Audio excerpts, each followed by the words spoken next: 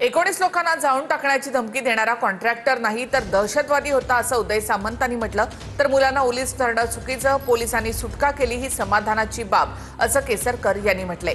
मुलांच्या सुटकेच्या उद्देशानं पोलिसांची कारवाई पण एन्काउंटर चुकीचा असं देखील केसरकर यांनी म्हटलंय। असं वाटतं की पोलिसांनी त्यांची भूमिका ज्या पद्धतीने आहे ती बजावलेली आहे आणि जर कोण कोर्टामध्ये गेलं तर त्याच्यामध्ये कोर्टामध्ये निर्णय होतील ना, त्याच्यावर जास्त मी बोलणं योग्य नाही। पण मला असं तुम्हाला देखील असं सगळ्यांना वाटत असेल की 19 लोकांना जाळून टाकण्याची धमकी, तो कॉन्ट्रॅक्टर नाही, तो कदाचित मला असं वाटतं की दहशतवादीच होता, पण अशा पद्धतीची धमकी देऊ शकतो आणि त्यावेळी काय पोलिसांनी बघायची भूमिका घ्यायची, 19 लोकांना जाळेपर्यंत आपण थांबायचं, म्हणून कदाचित पोलिसांनी घेतलेला तो निर्णय असेल। पण पोलिसांनी घेतलेली कारवाई जी आहे त्याच्यावर पोलिसच खुलासा करतील।